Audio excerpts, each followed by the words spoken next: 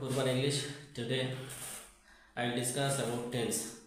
The most important topics in English grammar is tense.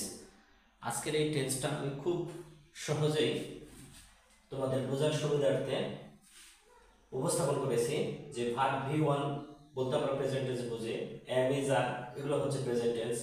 Verb V1 এর সাথে যদি ing যুক্ত থাকে সেটা হবে কন্টিনিউয়াস টেন্স।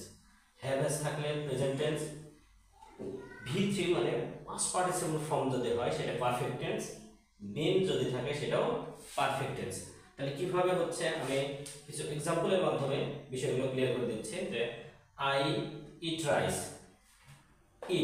ইট হচ্ছে ভার্বের V1, রাইস অবজেক্ট আর আইটা হচ্ছে সাবজেক্ট। তাহলে এটা প্রেজেন্ট ইনডিফিনিট টেন্স হচ্ছে। আই অ্যাম এ স্টুডেন্ট পেজে am is are এটাও যেহেতু প্রেজেন্ট টেন্স তাহলে এই am থাকার জন্য এটা কি হয়ে যাচ্ছে প্রেজেন্ট টেন্স। এবং am is are present tense, কিন্তু এখানে এসে হচ্ছে ভার্বের V1 এর সাথে যদি ing যুক্ত থাকে তাহলে সেটা কন্টিনিউয়াস, তাহলে প্রেজেন্ট কন্টিনিউয়াস টেন্স।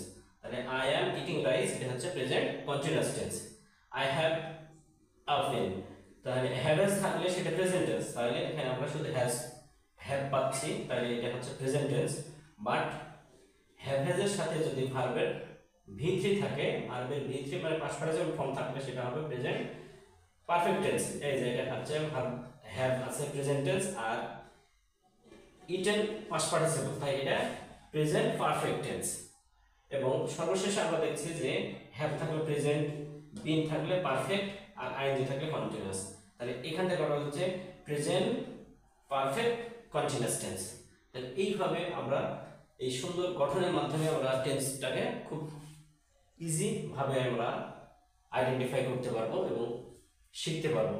এবং তোমরা এইভাবে যদি প্র্যাকটিস করো তাহলে ইনশাআল্লাহ এই টেন্স সম্পর্কে তোমাদের যে ভীতি সেই ভীতিটা দূর হয়ে যাবে। আগে আমাদেরকে বুঝতে হবে যে টেন্সের এই বিষয়টা আমাদের আগে বুঝতে হবে যে ভার্বের V1 মানে present tense, am is are মানেও প্রেজেন্ট টেন্স, ভার্বের সাথে ing প্লাস এটা হবে তাহলে কন্টিনিউয়াস টেন্স।